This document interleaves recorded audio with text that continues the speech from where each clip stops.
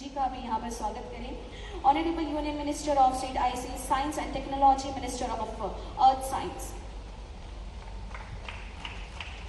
मैं फिर से अनुरोध और आग्रह करना चाहूँगी कि हमारे बीच में मौजूद है माननीय ओम प्रकाश सखलेजा जी, सो उनका भी स्वागत करें बुके के साथ और अंग वस्त्र के साथ।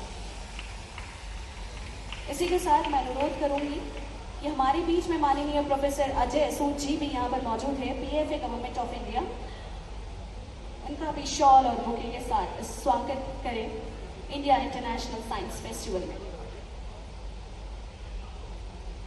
हमारे बीच में डॉक्टर राजेश गोखले जी यहाँ पर मौजूद हैं। मैं चाहती हूँ सुधांशु जी प्लीज आप उन्हें भी अंग वस्त्र पहनाकर डॉक्टर राजेश जी और बुके देकर उनका स्वागत करें। और तालियों की आवाज़ में बहुत ही ज़्यादा नमी और कमी दोनों ही है। मैं चाहती हूँ जोरदार तालियों की आवाज़ यहाँ पर उपस्थित रहे। इसी के साथ मैं फिर से अनुरोध करूंगी सुधांशु जी को कि प्लीज़ वो हमारे माननीय डॉक्टर एम रविचंद्रन जी का स्वागत करें, secretary minister of earth science. इसी के साथ इसी क्रम में आगे बढ़ते हुए मैं चाहती हूँ कि आप स्वागत करें डॉक्टर एस फेल्वे Selvi, secretary of department of science and industrial research, India government. इसी क्रम में आगे बढ़ते हुए मैं चाहती हूँ कि आप स्वागत करें डॉक्टर सुधीर भदौरिया जी का, सेक्रेटरी जनरल विज्ञान भारती।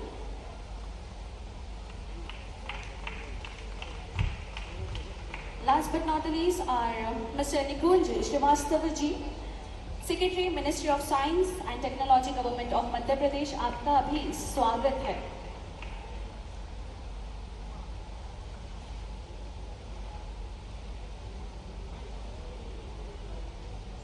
धन्यवाद सर। और चलिए इसी के साथ आगे बढ़ते हैं और now I would like to invite mister doctor Rajesh Gokhale ji for a welcome speech. तालियों की आवाज के साथ हम लोग स्वागत करेंगे। Everybody put your hands together.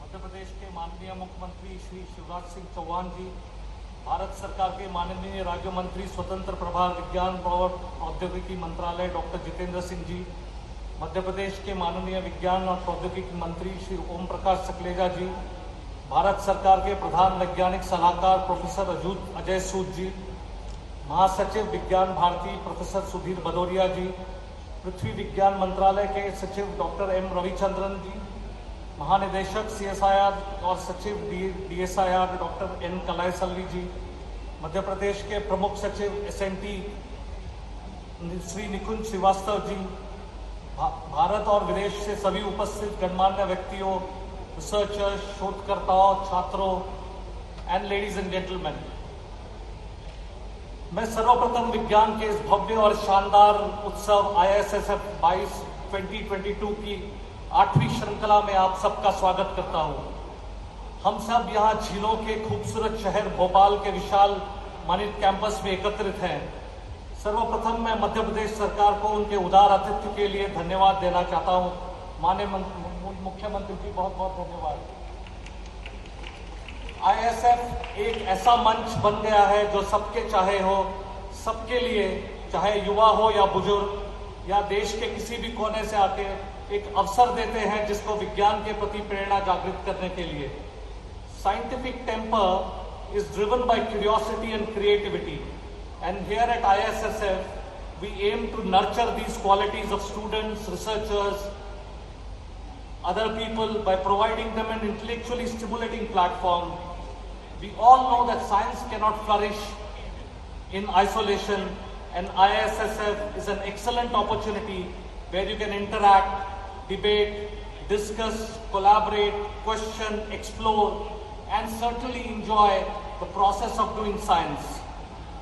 IISF में इस दौरान 14 के करीब अलग अलग थीमेटिक एक्टिविटीज रोचक ढंग से प्रस्तुत किए गए हैं और इसमें मैं निश्चित रूप से कह सकता हूं कि आप सबकी जिज्ञासा को प्रेरित करेगी।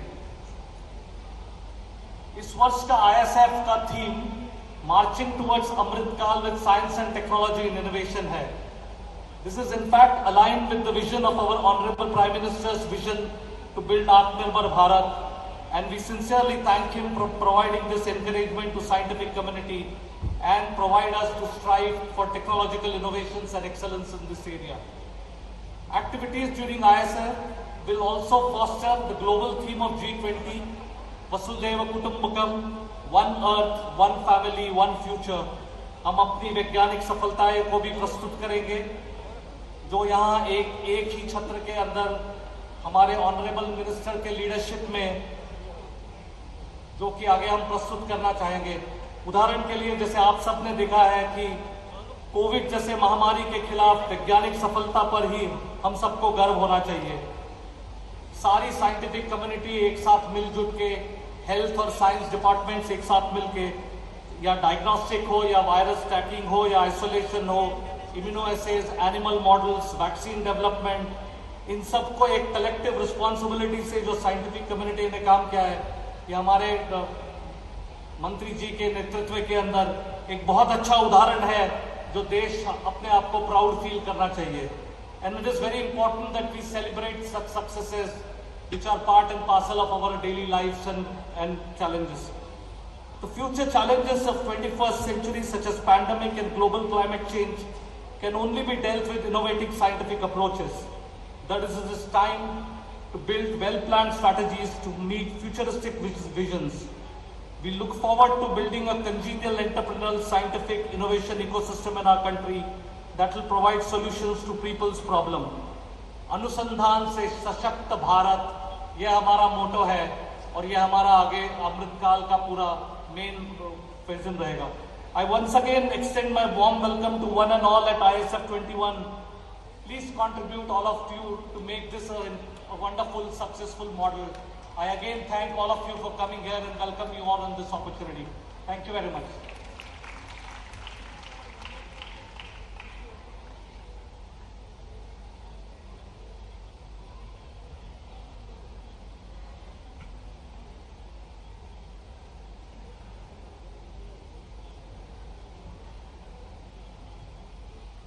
धन्यवाद सर। और चलिए इसी क्रम में आगे बढ़ते हुए मैं अब आवाज़ देना चाहूँगी प्रोफेसर सुधीर भदौरिया जी को, secretary general Vigyan Bharati, to address your people. Sir please join the podium.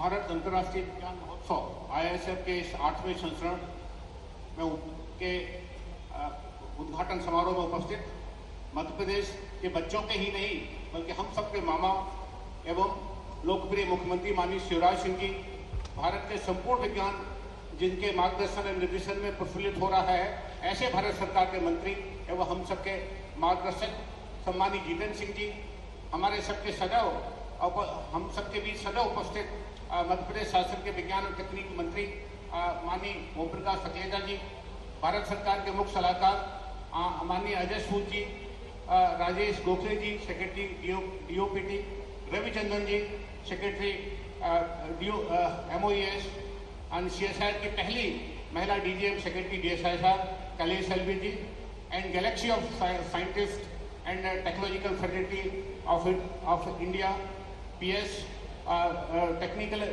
Science and technology government of MP, और यहाँ पर उपस्थित प्रेस मीडिया एवं सभी महानुभावों, हम सब लोग जानते हैं कि विज्ञान भारती 1990 से अपनी स्थापना के समय से ही स्वदेशी विज्ञान आंदोलन के रूप में कार्य करती आई है और उसके लिए जानी जाती है। भारत की गौरवशाली परंपरा के में से प्रेरित होकर आधुनिक विज्ञान में भारत एवं विश्व के कल्याण यथा राष्ट्र हिताय एवं विश्व मंगलाय एवं वसुधैव कुटुंबकम के विचार से सदैव रूप रही है। स्वदेशी विज्ञान से तात्पर्य विज्ञान के प्रति भारत का दृष्टिकोण भी यही है। विज्ञान देश के जन के मस्तिष्क में समावित होकर उसके लिए नई दृष्टि एवं जीवन शैली का आधार बने, ऐसा विज्ञान भारती चाहती है। वोकल फॉर लोकल का यह नारा आज माननीय प्रधानमंत्री मोदी जी के नेतृत्व में भारत के आकाश में गूंज रहा है। विज्ञान के क्षेत्र में यह लागू है और भारत वर्ष में विज्ञान इसी तरीके से लागू हो, यह हम सब विज्ञान भारती चाहती है, चाहे योग हो या आयुर्वेद, चाहे आर्किटेक्चर हो या एस्ट्रोनॉमी। हम आज विश्व मानने को तैयार है कि हम निश्चित तौर पर भारत में एक विज्ञान की परंपरा रही है। आज के समय में जब हम 104 सैटेलाइट एक साल आकाश में प्रक्षेपित करते हैं, और जब भारत की पीएसए गवर्नमेंट ऑफ इंडिया कि वो आए और अपने लोगों को एड्रेस करें। प्लीज सर, आप सभी की जोरदार तालियों के साथ।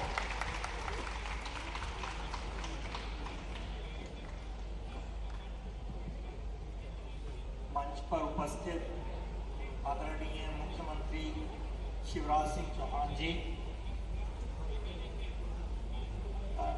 Minister of state science and independent charge science and technology doctor Jitendra Singh ji, Shri Om Prakash Sakhlecha ji, Rajesh Gokhale ji तथा सभी dignitaries on and off the dais, ladies and gentleman, जैसे आपने इस अभी वीडियो में देखा और जैसे इसका नाम है इंडिया इंटरनेशनल साइंस फेस्टिवल, ये त्योहार है वैज्ञानिक सोच का, वैज्ञानिक स्वभाव का और वैज्ञानिक जीवन जीने का तरीका।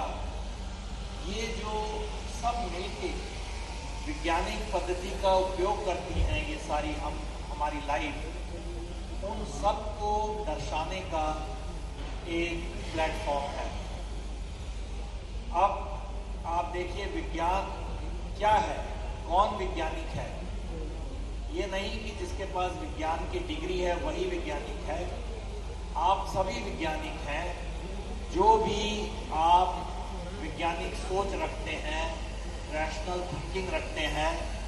तो अगर आप देखिए कि विज्ञान में भी हम यही करते हैं, we ask a question, we do the background research, then we construct hypothesis, और उसके बाद हम एक्सपेरिमेंट्स करके टेस्ट करते हैं and we analyse the data without bias. Most important is without bias, and then we come out with some fundamental discoveries। इसमें सबसे जरूरी ये है कि अनुसंधान के साथ साथ आपको एक ओपन माइंड रखना चाहिए। हो सकता है कि जो आपने नतीजा निकाला कुछ सालों में और शोध के द्वारा उसको आप चैलेंज भी कर सकते हैं, और हम सबको ये इसके लिए ओपन रहना पड़ता है कि science is not a static subject. Science really continues with everyday advancement. और वैज्ञानिक स्वभाव ये भी बहुत जरूरी है, क्योंकि अगर आप देखिए कि एक प्रगतिशील समाज को अगर हमने सामने लाना हो तो अंधविश्वास और तर्कहीन प्रथाओं से हमें मुक्ति होनी होगी, जिसमें भारतवर्ष ने बहुत ज़्यादा प्रगति की है कुछ पिछले वर्षों में। विज्ञान में सब समान हैं, सब विचार देश की हर की तरक्की के लिए कार्यान्वित हैं, चाहे वो तरक्की आर्थिक हो या वो तरक्की सामाजिक हो या किसी भी प्रकार की टेक्नोलॉजी तरक्की हो। इन सब में साइंस, टेक्नोलॉजी और इनोवेशन का मिलके जो रूप आता है वही बहुत जरूरी है। अगर आप देखिए कि अभी क्या हो रहा है हमारी तरफ संसार में, साइंस, टेक्नोलॉजी और इनोवेशन बहुत ही रफ्तार से आगे बढ़ रही है। और जैसे आपने इस वीडियो में देखा कि कैसे हम 86 से 41 इनोवेशन इंडेक्स में आ गए, हमें बहुत और आगे जाना है, और मुझे उम्मीद है कि इस नेतृत्व में और हम आप सबके साथ मिलकर इसको हासिल कर पाएंगे। एक और बहुत जरूरी चीज है जो हमारे आदरणीय प्रधानमंत्री जी ने कमिट की है और कही है कि कार्बन नेट जीरो बाय 2070। ये हम सबकी कमिटमेंट है कि इसके लिए हम काम करें। This commitment would also drive the innovation in years to come. और उसके साथ साथ हमें न्यू टेक्नोलॉजीज को लाना पड़ेगा, ग्रीन सॉल्यूशंस फॉर मैन्युफैक्चरिंग को लाना पड़ेगा, क्लीन एनर्जी को लाना पड़ेगा, वेस्ट टू वेल्थ को और बढ़ावा देना होगा, सर्कुलर इकोनॉमी को अपनी लाइफ का एक पार्ट बनाना होगा एंड सो ऑन। एंड जैसे आपने देखा 4 जनवरी को ऑलमोस्ट 20,000 करोड़ रुपीस का एक ग्रीन हाइड्रोजन मिशन अभी प्रधानमंत्री जी ने लॉन्च किया और कई ऐसे मिशन आ रहे हैं। अभी सेमीकंडक्टर मिशन अभी लॉन्च हुआ है जिसमें हम सेमीकंडक्टर फैब्रिकेशन में बहुत तेजी से बढ़ेंगे और अगले कई सालों तक हम सबका ध्यान खींचेंगे क्वांटम टेक्नोलॉजी। ये मिशन भी शीघ्र ही लॉन्च होने जा रहा है। इन सबसे आपको ये बिल्कुल पता चल गया है कि बहुत भारत सरकार का इस साइंस एंड टेक्नोलॉजी पे बहुत ज़्यादा उम्मीद है और हम इसको कार्यान्वित करें, समाज के लिए काम करें और देश को आगे बढ़ाएं। इन सब को लेकर मैं इस चीज़ को यहीं बंद करना चाहूँगा और ये कहना चाहूँगा कि विज्ञान के साथ साथ हमें ये भी रिस्पॉन्सिबल रहना है कि जो भी हम इजाद करें उसकी क्या रिस्पॉन्सिबिलिटी है। सबसे बड़ी चीज़ जो हर दिन आ रही है आर्टिफिशियल इंटेलिजेंस, इसको बहुत बढ़ावा होगा, पर इसके साथ साथ हमें आर्टिफिशियल इंटेलिजेंस इन रिस्पॉन्सिबल वे देखना होगा कि हम कैसे इसको लें। तो दोनों तरफ से हमें आगे बढ़ना होगा, समाज को आगे बढ़ाना होगा और ये भी देखना होगा कि जो विज्ञान की आविष्कार हैं वो समाज के हित के लिए हों, ना कि समाज के अगेंस्ट हो। इन सब को लेकर ये जो फेस्टिवल 4-5 दिन का है, आप देखेंगे इसमें बहुत नई चीज़ें हुई हैं और मैं डीबीटी राजेश गोखले जी और उनकी टीम को बहुत बधाई देता हूं और सारे साइंस डिपार्टमेंट को बधाई देता हूं जिन्होंने डॉक्टर जितेंद्र सिंह जी के नेतृत्व में इस प्रोग्राम को बनाया। Thank you very much and God bless you. धन्यवाद सर। इसी क्रम में आगे बढ़ते हुए हम लोग आगे बढ़ते हैं और अब मैं आवाज़ देना चाहूँगी श्री ओम प्रकाश शक्लेजा सर को कि वो आए और एड्रेस करें अपने लोगों को। Our Honorable Minister of Science and Technology Madhya Pradesh, everybody put your hands together। आप सभी की जोरदार तालियों के साथ स्वागत करते हैं सर।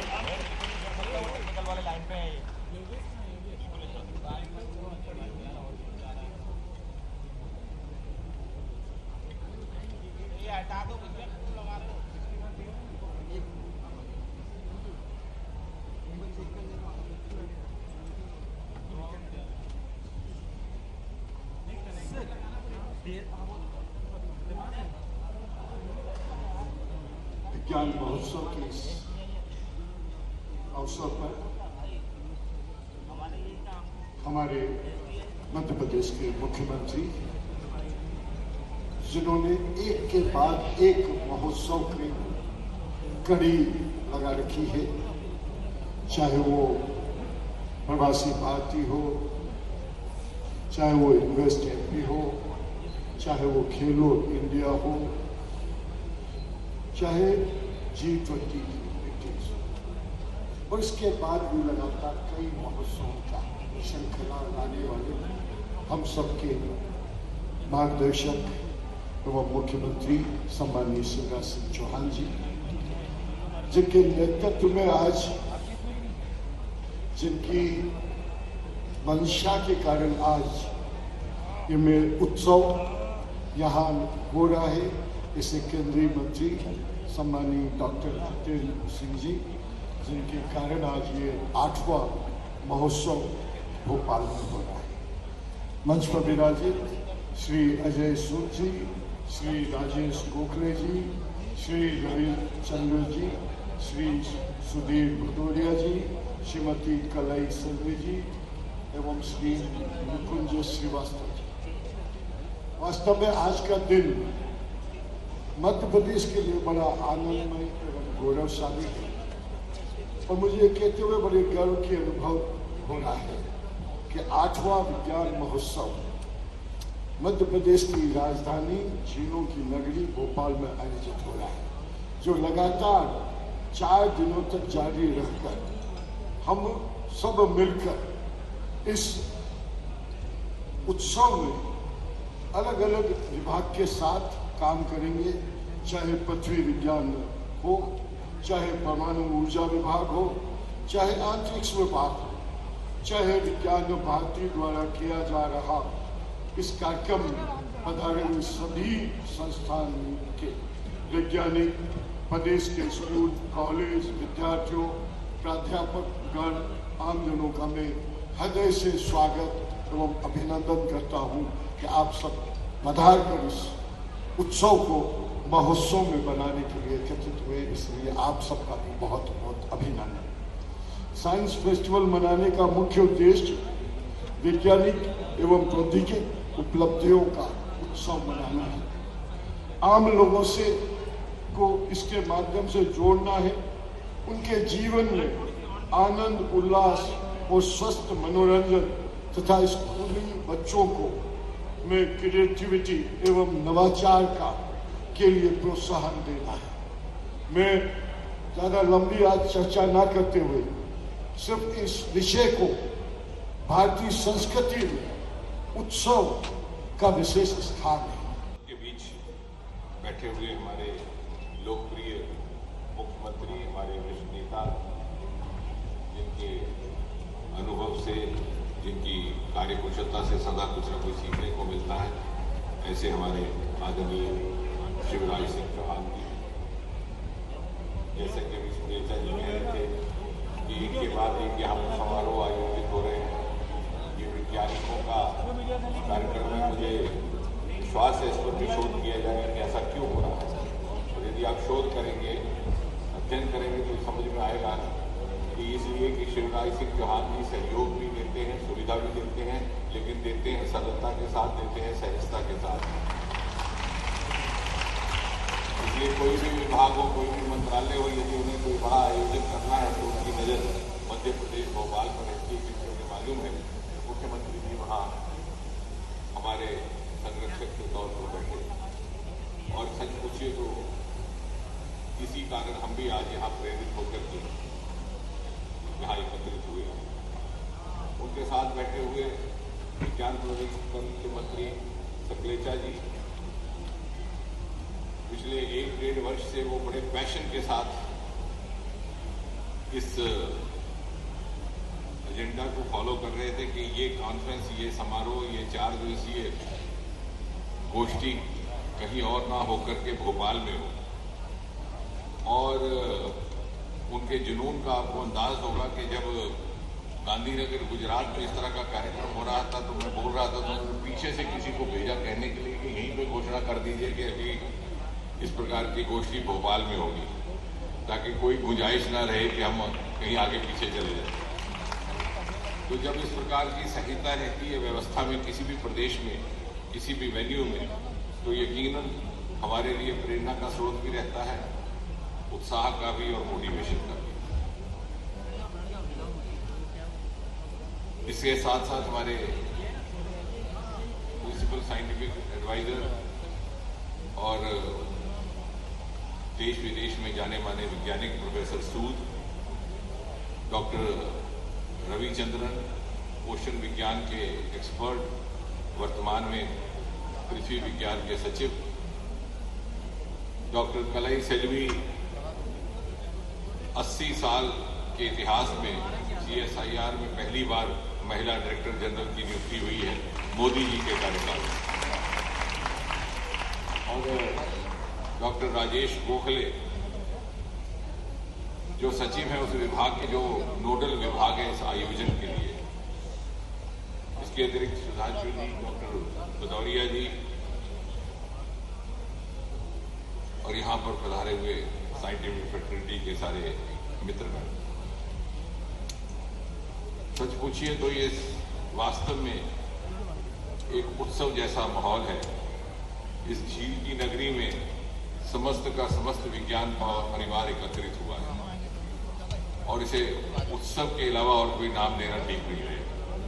और मुझे लगता है कि यदि इसे फेस्टिवल कहा गया तो बहुत सोच करके इस शब्द का चयन किया गया। वैसे तो इस प्रकार के समारोहों में जो विज्ञान संबंधी रहते हैं, विचारों का आदान प्रदान भी होता है, गंभीर मंथन भी रहता है, परंतु ये उत्सवमय माहौल शायद इसलिए भी है कि पहली बार 6 दशक के बाद मोदी जी ने प्रधानमंत्री के रूप में वैज्ञानिकों को और विज्ञान को एक सम्मान दिया है, एक सेंस ऑफ एस्टीम दी है। क्योंकि मैं इस क्षेत्र के साथ पिछले 30 दशक से अधिक समय से जुड़ा हूं, हमने ऐसी भी गोष्ठियां देखी कि मासूम चेहरे हॉल के अंदर बैठ करके 2-3 दिन गुजार देते थे।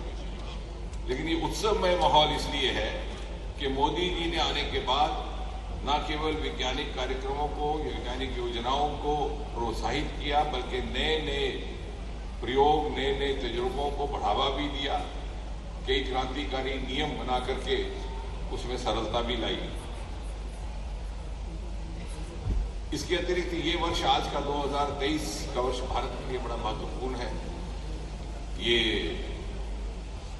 G20 की मेजबानी का भी साल है, जिसकी यहाँ पर भी एक बैठक होने वाली है।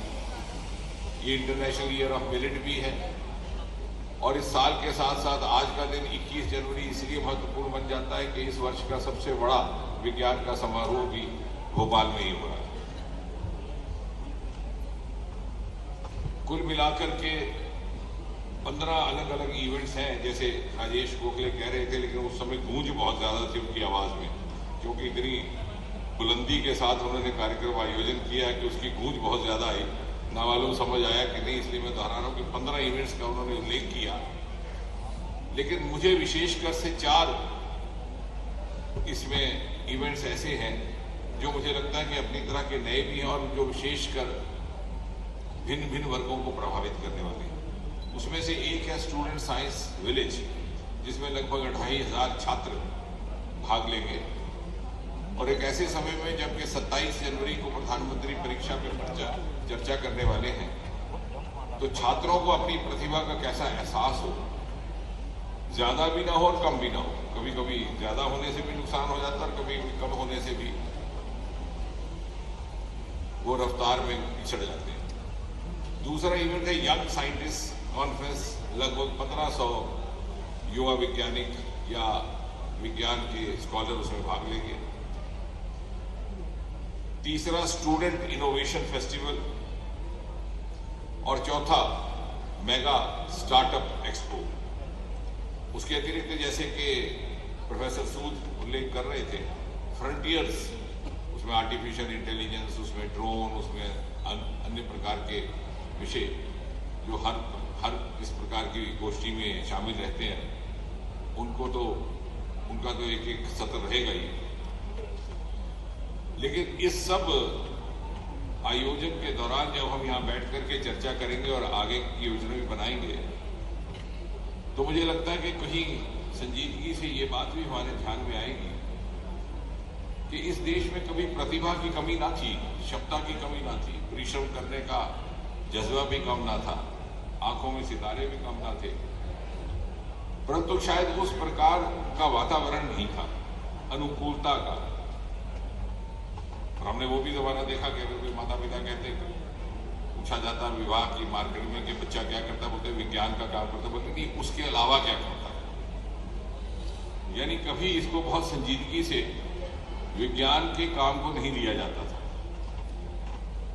और अधिकतर लोग 12वीं कक्षा के बाद मेडिकल कॉलेज चले जाते, इंजीनियरिंग कॉलेज जाते, जो नहीं जा पाते वो बेचारे निराश होकर के, चूंकि अब साइंस स्ट्रीम दिया है और कहीं जा नहीं सकते, तो बीएससी मजबूरी में साइंस में कर लेते।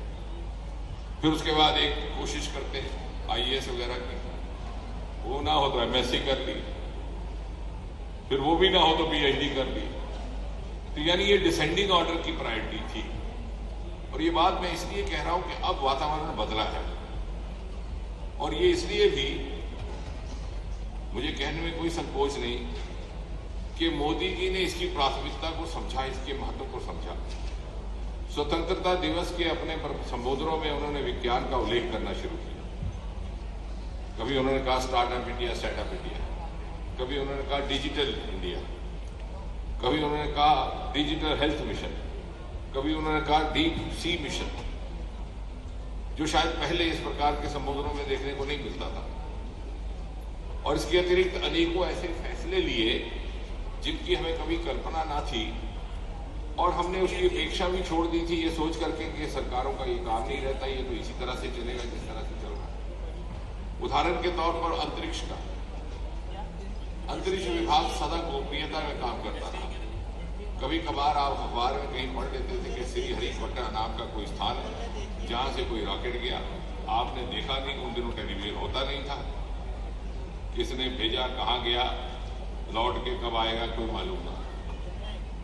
और जब मैं इस विभाग में पहली बार आया 2014 में सरकार बनने के 10 दिन के बाद, तो चेयरमैन वहां पे डॉक्टर के राधाकृष्णन हुआ करते थे।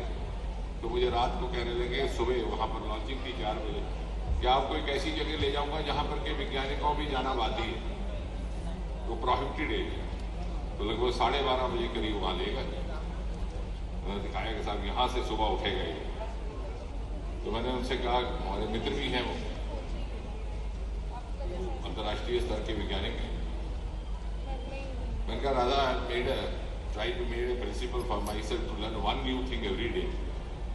Today what I learned is that to be here, either one has to be as eminent as scientist as you, or somehow manage to become a minister of space. लेकिन जब गंभीरता से ये बात सामने रखी गई तो प्रधानमंत्री जी ने बिल्कुल बिना किसी संकोच के इस गोपनीयता को समाप्त कर दिया। और आज 3 वर्ष से अंतरिक्ष विभाग में पब्लिक प्राइवेट पार्टिसिपेशन से काम किया जाता है। मुझे लगता है ताली बजाने लायक है, ताकि घर जाके याद रहे, आप बच्चों को भी समझाएं। मात्र 2 वर्षों में हमारे पास 100-120 से अधिक स्पेस स्टार्टअप्स हो गए हैं, और उत्साह इस तरह का गया, आपने देखा होगा टेलीविजन में 2 IIT के बच्चों ने रॉकेट छोड़े, फिर किसी ने सैटेलाइट छोड़ा, और देश के हर राज्य से वहां पर स्टार्टअप्स आने लगे। यानी वही बात जो मैं कह रहा था कि प्रतिभा भी थी, क्षमता भी थी, लेकिन अनुकूलता नहीं थी, वो अब आई। इसी प्रकार ड्रोन को लेकर के एक नियम बनाया गया था कि ड्रोन अगर डेवलप करना है तो IIT के परिसर में हो सकता।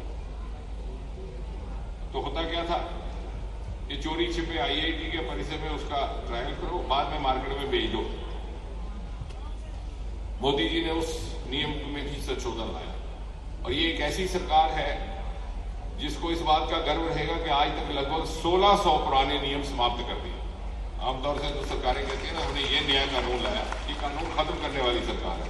और आते ही सबसे पहले कानून खत्म किया था कि अपने सर्टिफिकेट नौजवान अटेस्ट करके लाए, और ये संदेश दिया गया कि ये एक ऐसी सरकार है मोदी जी के नेतृत्व में जिसमें इतनी क्षमता है कि अपने नौजवान पर विश्वास कर सके। इसी प्रकार अभी हाल ही में जियो स्पेशल गाइडलाइंस आई है, स्वामित्व कार्यक्रम शुरू हुआ है, वो भी हमारे विभाग सर्वे जनरल ऑफ इंडिया जो DST के साथ जुड़ा है उनके माध्यम से हो रहा है। लगभग 2 लाख पंचायतों का उसमें काम संपन्न हो चुका है, और आने वाले समय में ये स्टार्टअप्स के लिए एक नया आयाम, एक नया विकल्प रहेगा रोजगार के लिए भी। हमें आज समझ नहीं आ रहा, लेकिन एक समय आएगा जब आप कंसल्टेंट हायर करेंगे, मकान बनाना होगा उसके लिए भी, जमीन खरीदनी होगी उसके लिए भी, और वो कंसल्टेंट कौन होगा? जियो स्पेशल कंसल्टेंट होगा। और इसी के साथ साथ जब आपने नेशनल एजुकेशन पॉलिसी बनाई है NEP 2020, वो भी इससे जुड़ जाते हैं। विज्ञान में अनुकूलता लाने का ये भी एक तरीका, जैसे मैंने अभी कहा कि 12वीं कक्षा में अगर डॉक्टर भी नहीं बने, मेडिकल इंजीनियर भी नहीं बने, तो फिर बेजार होकर BSc कर ली, BSc भी नहीं हुई तो MSc कर ली, यानी बाई डिसेंडिंग ऑर्डर। अब ऐसा नहीं होगा। अगर आप 12वीं कक्षा में मेडिकल में नहीं जा पाए, इंजीनियरिंग में नहीं जा पाए, और अगर वाकई आपको रुचि नहीं है विज्ञान में, तो आप आर्ट्स में भी जा सकते हैं, आप कंबाइन भी कर सकते हैं। इससे ये होगा कि जो वास्तविक तौर पर विज्ञान में रुचि रखते हैं या विज्ञान को समर्पित हैं, जिनको एप्टीट्यूड है, वो आएंगे। और साथ ही साथ एग्जिट एंट्री का इसमें रहेगा। आप छोड़ सकते हैं 12वीं कक्षा के बाद, फर्स्ट ईयर के बाद जाकर के कोई अपना काम धंधा लगाइए और फिर से वापस आ जाइए, अपने शोध को जारी रखिए, ताकि आपकी डिग्री को डीलिंक करें। वरना क्या होता था कि आपने BSc science, MSc science, PhD science, उसके बाद एजुकेटेड अनएम्प्लॉयड और बैठ गए धरने पर मुख्यमंत्री जी के दफ्तर के बाहर नौकरी के लिए। तो इसको डीलिंक कर दिया हमने, क्योंकि अगले ही दिन में सुना रहा था कि कैम्ब्रिज के वाइस चांसलर यहाँ आए, वो डॉक्टर है, तो मुझे कहने लगे doctor I must compliment you, all my PhD is from India. तो जब चले गए तो मेरे साथ में जो डॉक्टर साहब बैठते, मैंने कहा इनको बुजुर्ग को पता नहीं कि इंडिया से पीएचडी जाते हैं ट्रॉफी लेने के लिए, बायोटेक्नोलॉजी में पीएचडी ले ली और यहाँ पर आकर कंप्यूटर कंपनी में एमडी बनकर। So there is so much of disconnect, जबकि उनके देश में वही छात्र जाएगा उस क्षेत्र में, उस स्ट्रीम में, यदि उसका मन उसमें होगा और सारा जीवन वो समर्पित करने के लिए। तो ये सारी नए प्रावधान जो मोदी जी ने लाए हैं, ये बार बार इसलिए दोहराने की आवश्यकता कि हमें समझ नहीं आता, और कभी कभी मैं हैरत में पड़ जाता हूं कि हमें 70 वर्ष इसकी प्रतीक्षा करनी पड़ी। अगर पहले हुआ होता तो शायद हम कहीं आगे बढ़ गए होते। अब जहां तक स्टार्टअप एक्सपो का संबंध है, उसके लिए भी मैं चाहूंगा कि 2-3 दिन में इन जो गोष्ठियों में कुछ एक बातें हम अपने युवाओं के आगे भी स्पष्ट करें, दूसरों के आगे भी। बहुत सारी धारणाएं, विडंबनाएं, मिथ स्टार्टअप को लेकर हो गए। एक तो ये कि स्टार्टअप है जो तो आईटी है, स्टार्टअप का अर्थ आईटी नहीं है। और मध्य प्रदेश की धरती में खड़े होकर के जहां माननीय शिवराज सिंह जी ने एग्रीकल्चर सेक्टर में इतनी ऊंची जीडीपी लाई थी प्रारंभ से ही, आज से 10 वर्ष पहले, यहां पर सबसे बड़ा सेक्टर स्टार्टअप का एग्रीकल्चर है, आईटी नहीं है। लेकिन हमें भी एहसास हुआ कि हमारा अपना क्या सरमाया, हमारे एक्सक्लूसिव पोटेंशियल्स क्या है हिंदुस्तान के, उसमें एग्रीकल्चर है, उसमें ओशन है, उसमें हिमालय है। हम सोच बैठे कि चूंकि आईटी है, क्योंकि बंगलौर में जरा तेजी से चला तो बंगलौर आईटी में मिली थी। हमें इन तरफ ध्यान देना होगा। यदि अगले 25 वर्ष में हमने शिखर पटल पर जाना है तो अनएक्सप्लोर्ड पोटेंशियल्स के सिर पे जाना है। इसी तरह से दूसरा ये कहा जाता है कि साइंस ग्रेजुएट होना ही लाजिम है स्टार्टअप के लिए, ऐसा भी कुछ नहीं। बहुत सारे हमारी अरोमा मिशन शुरू हुई है CSIR डॉक्टर कलाई सेल्वी के नेतृत्व में, और जो वहाँ की सक्सेस स्टोरीज हैं उनमें से बहुत सारे ऐसे युवा हैं जिन्होंने कभी विज्ञान की पुस्तक को हाथ ही नहीं लगाया। और तीसरा एक और मिथ है कि स्टार्टअप का मतलब कि नौजवान हो। हमने एक समय में प्रदर्शनी की थी +60 एज स्टार्टअप। स्टार्टअप का मतलब आप स्टार्टअप कर रहे हैं अपना काम, ना कि उम्र, तो वो भी कहीं ना कहीं कंफ्यूजन हो रहा है। तो ये सारी घटनाएं, ताकि हम जो इस वक्त वातावरण बना है उसका पर्याप्त उपयोग कर सके, उसका ऑप्टिमम यूटिलिटी कर सके। और अगला हमारा रहेगा फिर सस्टेनेबिलिटी ऑफ स्टार्टअप्स, और उसके लिए एक तो कंसिस्टेंट इनोवेशन, क्योंकि इनोवेशन की प्रक्रिया जारी रहेगी। ये कॉम्पिटिटिव वर्ल्ड है। जब हमारे 2 रॉकेट उठ रहे स्काई रूट में, तो 2 बच्चे पवन और भरत, हमें मालूम नहीं था, सोमनाथ जी थे चेयरमैन, उनको मालूम नहीं था। बाद में हमने देखा, मैंने पूछा कि रॉकेट के ऊपर क्या लगा, तो उन्होंने कैमरा लगा के रखा।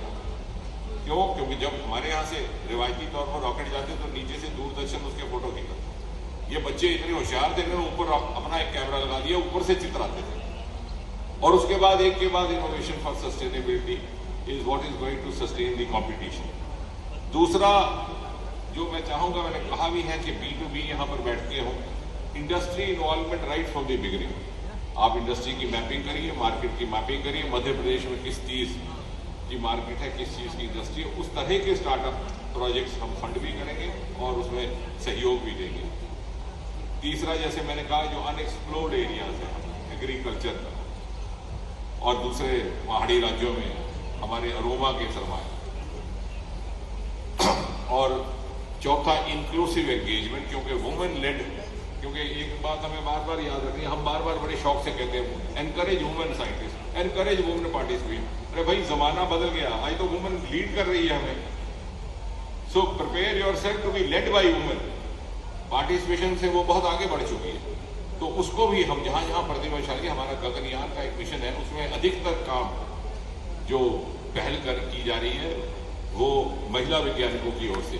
तो हम उनके बदलते हुए इवॉल्व रोल के प्रति हम बार बार बड़ा पैटर्नाइज होकर कहते हैं इनकरेज करो, लेकिन वो हमें इनकरेज कर रही है, हम उसकी इनकरेजमेंट लेने को तैयार हैं क्या?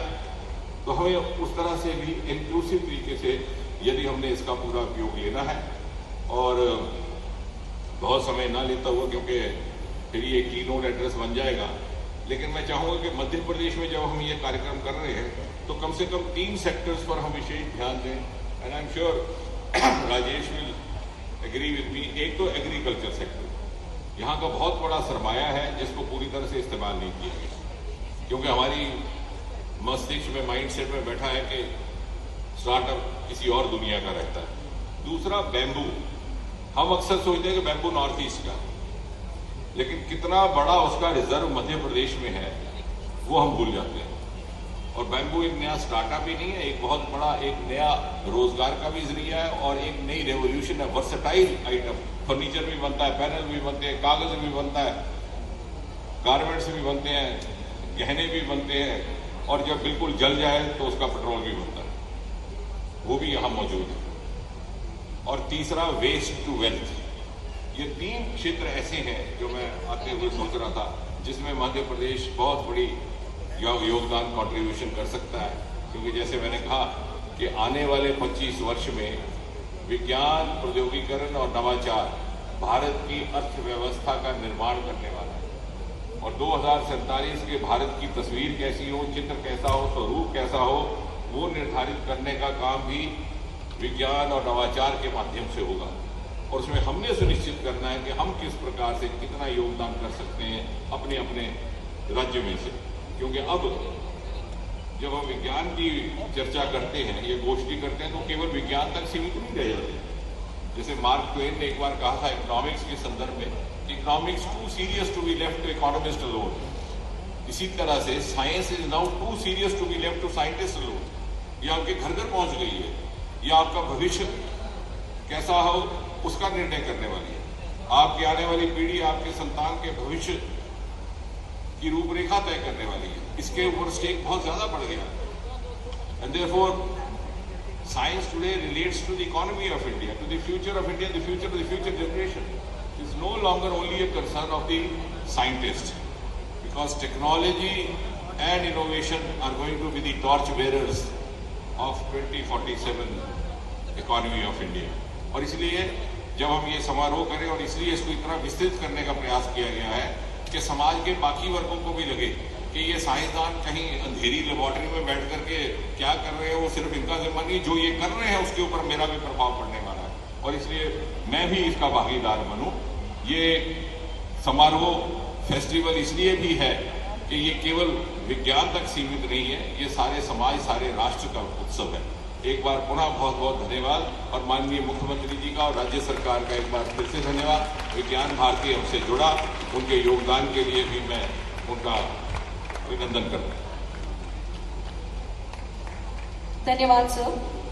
और इसी के साथ अब मैं आवाज देना चाहूंगी उन्हें, जिन्होंने भारत सरकार के साइंस, टेक्नोलॉजी एवं इनोवेशन के कई सारी परिकल्पनाएं और लक्ष्य को सतत रूप से मार्गदर्शन दिया है। देवियों और सज्जनों, आप सभी की जोरदार तालियों के साथ मैं बुलाना चाहूंगी हमारे मध्य भारत के मुख्यमंत्री माननीय शिवराज सिंह जी चौहान को। Can we have a huge round of applause everybody. एक तो मेरा ये कहना है कि सर्दी के दिन है,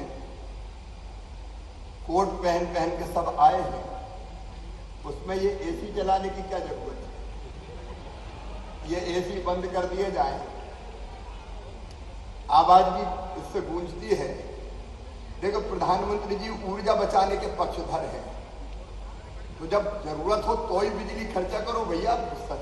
कम से कम सर्दी के दिनों में तो हम ऊर्जा बचाने का काम करें। ये बंद करवा दें, सेंट्रली कहीं बंद होंगे, इनकी आवाज भी नहीं गूंजेगी।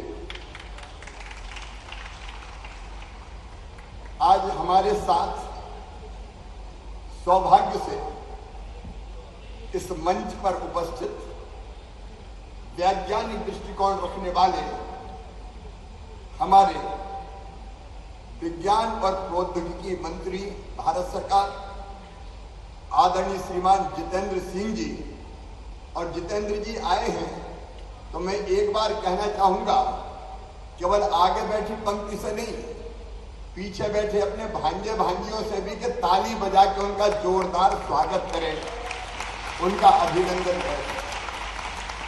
आदरणीय जितेंद्र सिंह जी मध्य प्रदेश के हमारे साइंस और टेक्नोलॉजी मिनिस्टर आदरणीय ओपी सकलेचा जी,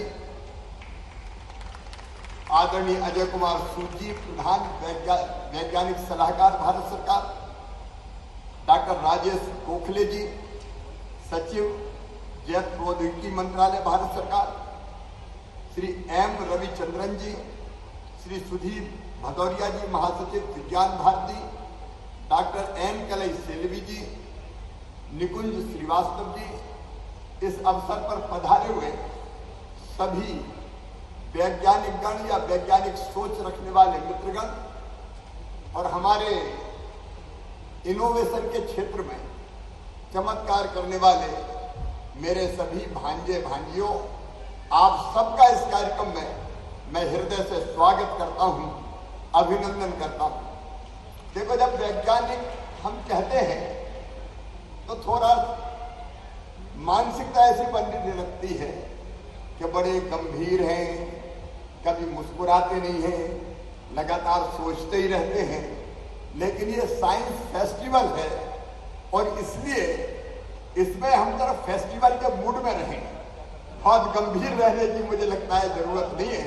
इसलिए एक बार मेरे साथ बोलिए, भारत माता की। अब जरा लगा कि यूथ यहां पर बैठा हुआ है। मैं सबसे पहले जितेंद्र सिंह जी आपको, आदरणीय प्रधानमंत्री जी को हृदय से धन्यवाद देता हूं कि साइंस फेस्टिवल का आयोजन आज मध्य प्रदेश की धरती पर, वो भी मैनिट में किया गया। मैनिट मध्य प्रदेश का गौरव है और मैनिट भारत की शान है। और मैं कई वर्षों से मैनिट आता रहा हूं, इस बार थोड़े ज्यादा दिन हो गए। सचमुच में भारत का सोच ही वैज्ञानिक है। नवाचार, इनोवेशन, साइंटिफिक सोच, ये भारत की संस्कृति में है, भारत की माटी में है, भारत की जड़ों में है। आज से नहीं, हजारों साल पहले से विज्ञान और प्रौद्योगिकी में भारत आगे है। लेकिन उसका प्रकटीकरण आधुनिक काल में अगर मैं कहूं तो श्रीमान नरेंद्र मोदी जी के नेतृत्व में हुआ है। केवल दो उदाहरण देखो। कोविड का कठिन काल आया, हम लोग तरसते थे कि वैक्सीन बनाएगा तो कौन बनाएगा। पश्चिम के देश बनाएंगे, कहीं अमेरिका में बनेगी, यूके में बनेगी, जर्मनी जापान में बनेगी। हम कभी कल्पना नहीं करते थे कि इतने जल्दी हमारे देश में किसी पैंडेमिक की, किसी महामारी की वैक्सीन बन जाएगी।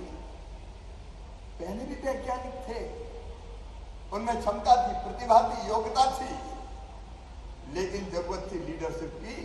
नरेंद्र मोदी जी के नेतृत्व में हमारे वैज्ञानिकों ने चमत्कार किया और 8 महीना में 2 स्वदेशी वैक्सीन बना के दे दी। 8 महीना में 2 स्वदेशी वैक्सीन और 200 करोड़ से ज्यादा डोज लगे भारतीयों। लेकिन 100 से ज्यादा देशों को वैक्सीन देने का चमत्कार किया तो भारत ने किया। यह हमारे वैज्ञानिकों की क्षमता ऐसे एक नहीं, अनेकों उदाहरण है। अभी हम कह रहे थे अलग अलग उपग्रह लॉन्च करने का मामला। एक जमाना था भारत के उपग्रह और कोई लॉन्च करता था। आज हम केवल अपने उपग्रह लॉन्च नहीं कर रहे, दुनिया के कई देशों को के उपग्रह लॉन्च करने का चमत्कार हो रहा है, तो भारत की धरती से हो रहा है। तो हमारा सोच कोई आज से नहीं, हमारा सोच बरसों से वैज्ञानिक है। मैं जो बच्चे आए उनसे आग्रह करना चाहूंगा कि विज्ञान को टेक्नोलॉजी की जननी माना जाता है, लेकिन विज्ञान की भी जननी अगर कोई है तो वो है जिज्ञासा। जिज्ञासा, जानने की इच्छा। अब मैं उदाहरण आपको देता हूं, सचमुच में बच्चों में कितनी जिज्ञासा होती है। ये जिज्ञासा ही हमको खोज के लिए, इसके पीछे साइंटिफिक सोच क्या है, कारण क्या है, वो सिखाने के लिए प्रेरणा देती है और फिर बड़े बड़े इनोवेशन हो जाते हैं, अनुसंधान हो जाते हैं, कई छुपे हुए सत्य सामने आ जाते हैं। अब न्यूटन पेड़ के नीचे बैठे थे, पेड़ हिला, हवा चली, फल टूटा, जमीन पे गिरा, ये साधारण घटना थी, ये कई सालों से हो रही थी। अगर और कोई सामान्य सोच वाला होता तो यही सोचता कि हवा चलती है, पेड़ हिलता है, फल टूटता है, कहां गिरता, जमीन पे तो गिरता है। लेकिन न्यूटन की जिज्ञासा जागी, वो सोचने लगे, हवा चली, पेड़ हिला, फल टूटा, धरती पे क्यों गिरा, नीचे क्यों आया, ये बीच में क्यों नहीं अटका, ये ऊपर क्यों नहीं गया। और कहते हैं उस समय जो लोग आ रहे थे जा रहे थे, न्यूटन को समझ में नहीं आया, उन्होंने लोगों को बुलाया और बुला के पूछा, एक प्रश्न का मुझे उत्तर नहीं मिल रहा, मेरी मदद करोगे क्या। लोगों ने पूछा, सवाल बताओ। तो न्यूटन ने वही कहा, हवा चली, पेड़ हिला, फल टूटा, जमीन पे गिरा। तो लोगों ने कहा, जमीन पे नहीं गिरता तो कहां गिरता। तो न्यूटन ने कहा, बीच में क्यों नहीं गिरता, आसमान में क्यों नहीं गिरता। तो कुछ लोगों ने कहा कि ये तो गया काम से, बरसों से देख रहे हैं, अगर कोई चीज ऊपर से गिरती तो नीचे ही आती। लेकिन ये जिज्ञासा थी जिसने न्यूटन को रुकने नहीं दिया और अंततः न्यूटन ने खोज के निकाल दिया कि पृथ्वी में गुरुत्वाकर्षण की ताकत होती है, शक्ति होती है, इसलिए ऊपर से चीज नीचे गिरती है। ये जिज्ञासा जरूरी है और इसलिए अलग अलग रसायनों को मिला के कोई नया रसायन बना देना, ये जिज्ञासा का परिणाम है। देखो इसमें मिला के ये देखो, इसमें मिला के ये देखो। चांद पे हम तो पहले बचपन में कहते थे एक बुढ़िया बैठ के सूत काट रही है, लेकिन ये जिज्ञासा थी कि चलो देखो चांद पे जाएंगे, मंगल पे जाएंगे। ये जिज्ञासा है जो हमसे काम करवाती है। हमारे रविंद्रनाथ टैगोर जी ने भी बात कही थी। मैं विशेषकर बच्चों से कहना चाहूंगा, हमारा सारा ज्ञान और हमारी सारी योग्यताएं जिज्ञासा के बिना बेकार है, व्यर्थ है। और इसलिए मैं आज जो बच्चे यहां बैठे हैं जो सचमुच में वैज्ञानिक दृष्टिकोण रखते हैं, ये बच्चे चमत्कार कर रहे हैं कई क्षेत्रों में। अभी स्टार्टअप्स का हमने देखा, भारत स्टार्टअप्स के इकोसिस्टम में, स्टार्टअप्स बनाने में, यूनिकॉर्न हो चाहे चीता हो, दुनिया में तीसरे नंबर पे आ गया है। और ये चमत्कार किया तो हमारे बच्चों ने किया है, जिसमें मध्य प्रदेश के बच्चे भी सम्मिलित हैं। मैं सभी बच्चों ये कहना चाहूंगा कि ये जिज्ञासा, जानने की इच्छा, ये जिजीविका मन में बनी रहनी चाहिए। तो लगातार आप नई खोज करने में, लेकिन जिज्ञासा के साथ एक चीज और जरूरी है, वो है जिद। देखो जिद चाहिए। अगर आपके मन में जिद नहीं है जानने की तो आप केवल सोच के रह जाओगे। जो सोचते हो उसको धरती पे उतारने के लिए जिद की जरूरत होती है। और इसलिए हमने मध्य प्रदेश में, ओपी सखलेचा जी ने भी बहुत मेहनत की, जिज्ञासा और जिद, इस फार्मूले पर हमने मध्य प्रदेश की साइंस और टेक्नोलॉजी की पॉलिसी बनाई है। मैं एक बात और आज गर्व के साथ कहना चाहूंगा, प्रधानमंत्री श्रीमान नरेंद्र मोदी जी के नेतृत्व में एक वैभवशाली भारत, एक गौरवशाली भारत, एक संपन्न भारत, एक समृद्ध भारत और एक शक्तिशाली भारत का निर्माण हो रहा है। और उस भारत के निर्माण में साइंस और टेक्नोलॉजी का, इनोवेशन का एक बहुत महत्वपूर्ण रोल है। और प्रधानमंत्री का सोच पूरी तरह से साइंटिफिक है। लेकिन जैसा मैंने प्रारंभ में कहा था, भारत की माटी और जड़ों में ये बात आज नहीं, हजारों साल प्राचीन समय से एक नहीं अनेकों वैज्ञानिकों के नाम है। एक तरफ हमने धर्म और अध्यात्म के क्षेत्र में योग, ध्यान, प्राणायाम, प्रत्याहार, समाधि, पता नहीं ब्रह्मांड के बात लक्षणों के आधार पर ज्वर, खांसी, डायरिया और कुष्ठ जैसी बीमारियों को पहचान और उसकी चिकित्सा में कौन सी औषधि प्रयुक्त होगी उसका वर्णन मिलता है। ईसा से 600 साल पहले तक्षशिला और हमारा वाराणसी औषध विज्ञान के बड़े केंद्र बनकर उभरे थे। और दो प्रमुख ग्रंथ जिनका आज मैं गर्व के साथ उल्लेख करना चाहूंगा, चरक की चरक संहिता और सुश्रुत की सुश्रुत संहिता। मित्रों, मैं विशेषकर बच्चों को बताना चाहता हूं, ये आधुनिक मेडिसिन और सर्जरी विज्ञान के आधार बने, ये मेरा दावा है। और एक बात अगर नहीं पता हो तो मैं आपको बताना चाहता हूं, विशेषकर बच्चों को बताना चाहता हूं कि आधुनिक विज्ञान में तो सर्जरी का सिलसिला कुछ सदियों पहले प्रारंभ हुआ, पर वैदिक युग में सुश्रुत जैसे सफल शल्य चिकित्सक थे, सर्जन थे। हड्डियों को जोड़ने, मोतियाबिंद का ऑपरेशन, यहाँ तक कि प्लास्टिक सर्जरी की विधि का भी सुश्रुत संहिता में वर्णन है। और यह हम नहीं कहते, जमाना कहता है। मेलबोर्न के royal Australian college of surgery में आज भी सुश्रुत, महर्षि सुश्रुत की प्रतिमा लगी हुई है ऑस्ट्रेलिया में। और इसलिए ये कोई ये ना सोचे कि विज्ञान हमने कोई पश्चिम से लिया है। पश्चिम तो बहुत बाद में प्रकाश में आया।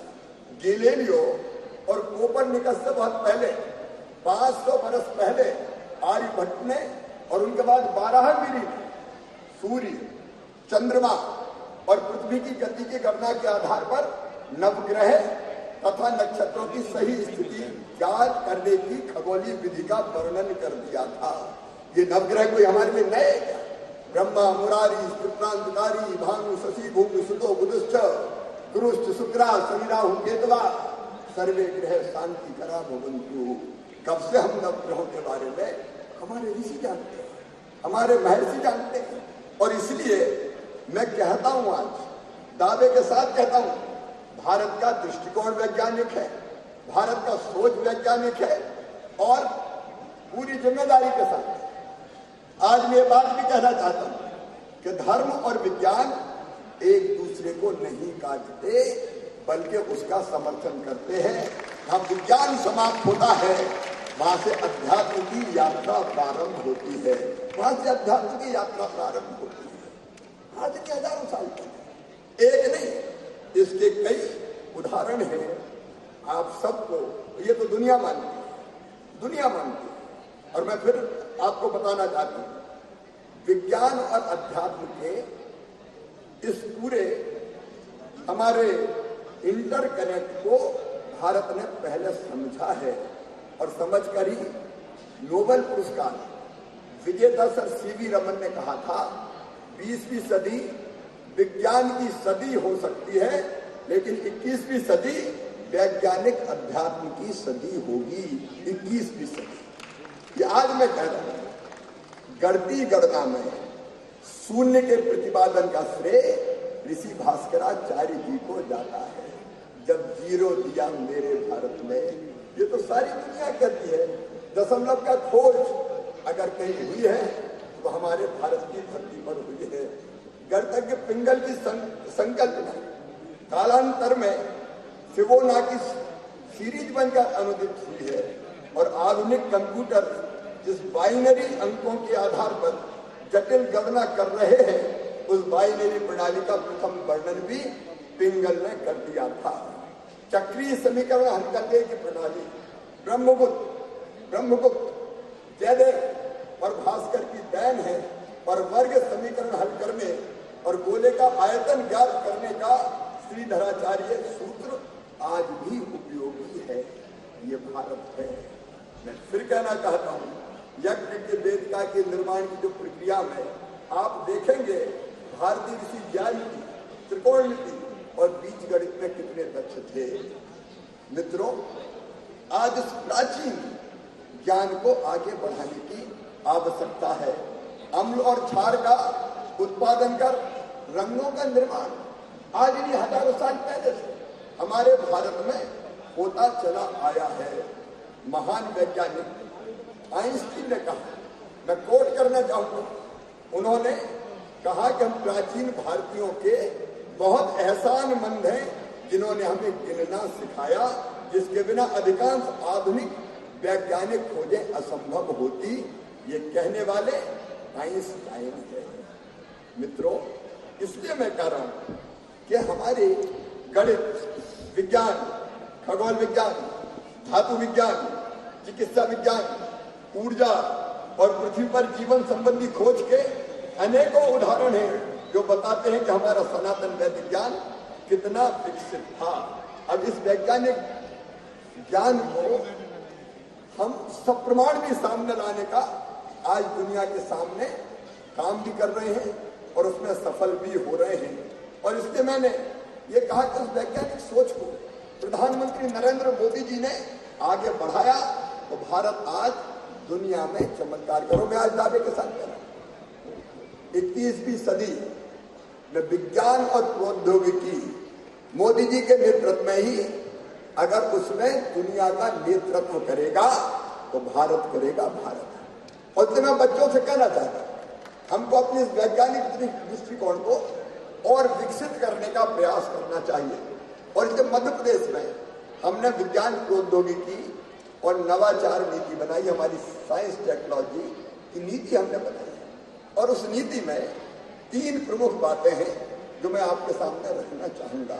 नंबर 1 विज्ञान, मतलब वैज्ञानिक सोच और समझ को दैनिक जीवन का अंग बनाना।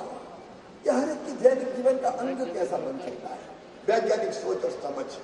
नंबर 2 टेक्नोलॉजी, सरकार और समाज में आधुनिक तकनीकी का अधिक से अधिक इस्तेमाल और उपयोग करना।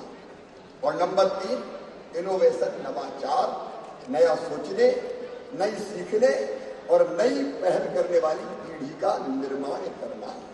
यह जरूरी है और इसलिए समाज में वैज्ञानिक सोच का प्रसार करना, साइंस टेक्नोलॉजी और इनोवेशन को का इकोसिस्टम विकसित करना, विज्ञान और तकनीक पर आधारित उद्यमता को बढ़ावा देना, भारत की पारंपरिक ज्ञान प्रणालियों का संरक्षण और संवर्धन, उसके लिए अनेकों काम कर रहे हैं। आज मैं उसका वर्णन अभी नहीं करना चाहता। तकनीकी का अधिक से अधिक उपयोग विकास में भी, जन कल्याण में भी और गुड गवर्नेंस में भी, ये हमारा उद्देश्य है। और ये स्टेम की बात कही जाती है, साइंस टेक्नोलॉजी इंजीनियरिंग मैथमेटिक्स, लेकिन मध्य प्रदेश उससे आगे बढ़ के स्टीम की पद्धति की बात करता है। साइंस टेक्नोलॉजी इंजीनियरिंग के साथ आर्ट और मैथमेटिक्स। हमने जो सीएम राइज स्कूल खोले हैं उसमें हम स्टीम लैब्स भी बनाने का काम कर रहे हैं। नई स्टार्टअप नीति हमने बनाई है। मैं विशेषकर अपने बच्चों से कहना चाहूंगा कि सोचते रहो, इनोवेटिव आइडिया अगर तुम्हारे पास है तो मैं तुम्हें वचन देता हूं निराश नहीं होने दूंगा। मैं स्टार्टअप्स के बारे में मध्य प्रदेश के बच्चों को कहना चाहता हूं। मध्य प्रदेश में एक साल में 2600 स्टार्टअप्स बने, 2600। और ये केवल इंदौर में नहीं है, इंदौर में तो है, लेकिन हमारे टियर 2 टियर 3 के जो सिटीज है, हमारे कस्बे हैं छोटे छोटे, वहां से प्रतिभाशाली वैज्ञानिक निकल रहे हैं जो नया नया इनोवेशन कर रहे हैं। और हमारी स्टार्टअप्स की कंपनियां यूनिकॉर्न में शामिल हो रही है।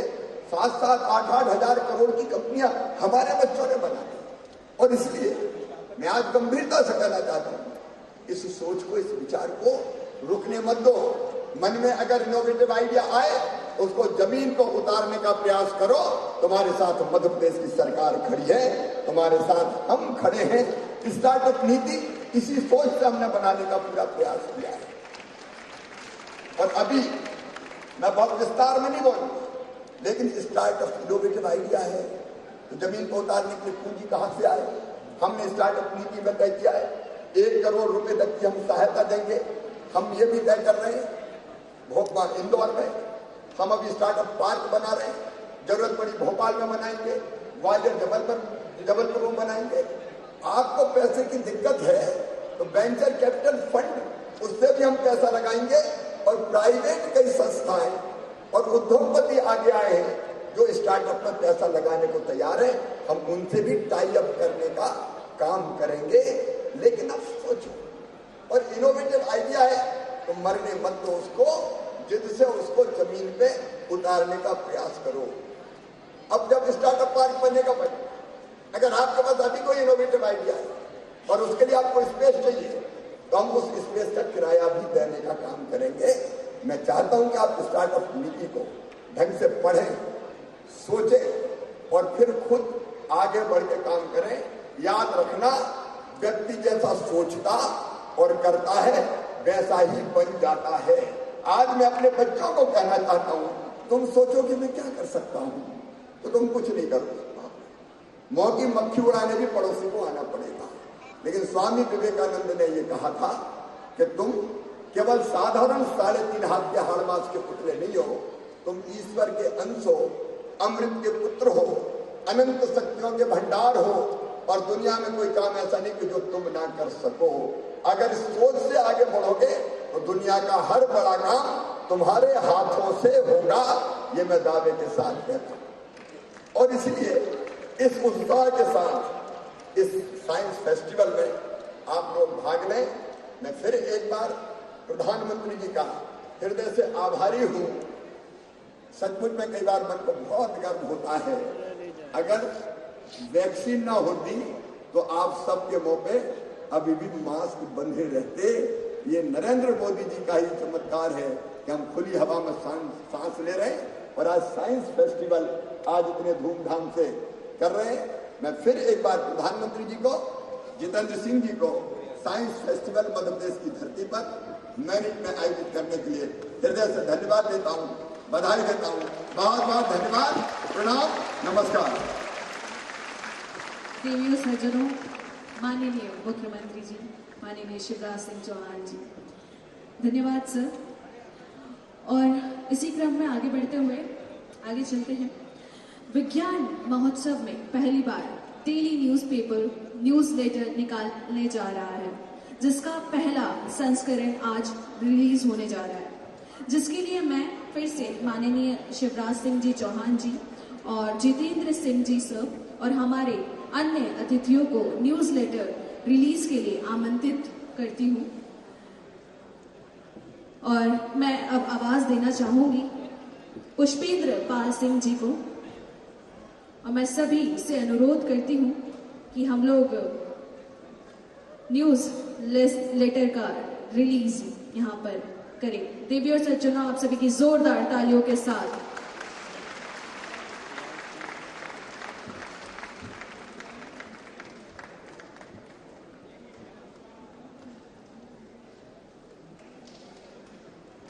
तालियों की आवाज। धन्यवाद।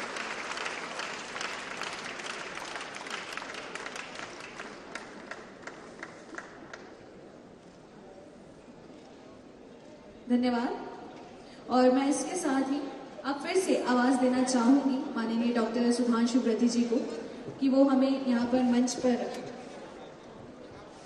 हमारे साथ जुड़े। और मैं आपसे आग्रह करूंगी कि प्यार स्वरूप स्मृति चिन्ह देकर हमारे माननीय मुख्यमंत्री माननीय शिवराज सिंह जी चौहान जी का धन्यवाद यहाँ पर आप करें।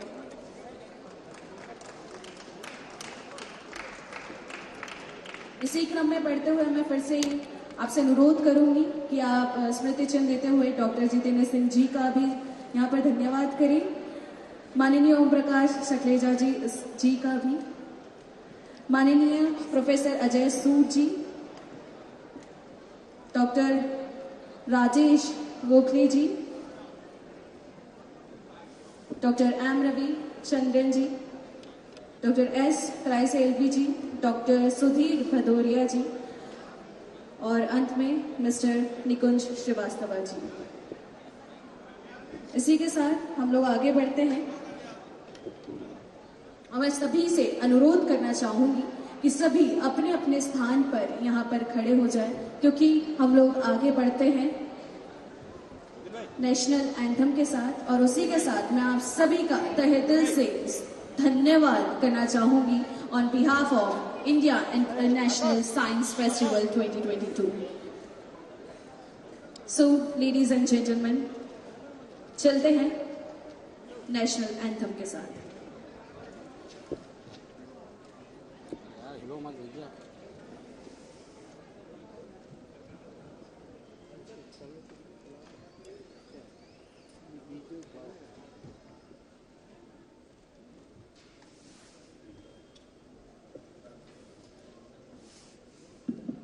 जनगण मन अधिनायक जय हे भारत भाग्य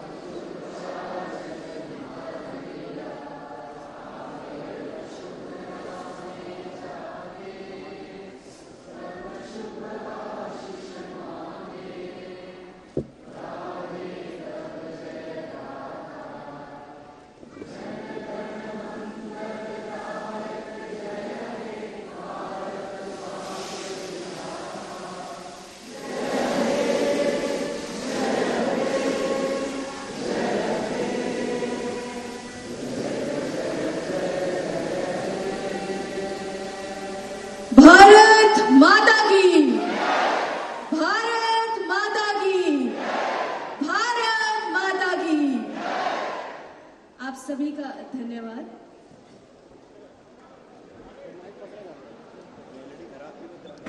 और मैं अनुरोध करूंगी सभी लोगों से जो कि हमारे बीच में एज एन ऑडियंस है, हमारे बीच में ऑल डिग्निटरीज, मैं चाहती हूँ कि कुछ क्षणों के लिए आप लोग प्लीज सेटल डाउन रहें।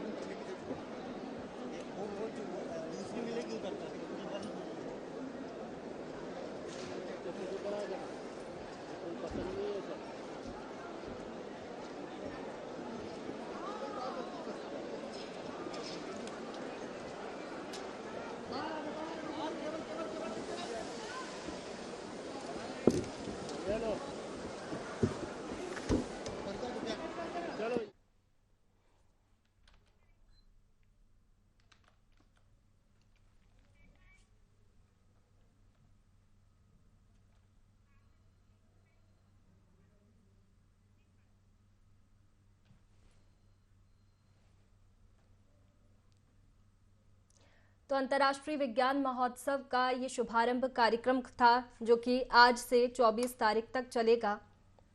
महोत्सव में 8,000 से ज्यादा लोग शामिल हुए। केंद्रीय राज्य मंत्री जितेंद्र सिंह भी इसमें शामिल हुए। मैनिट में ये कार्यक्रम का आयोजन हो रहा है।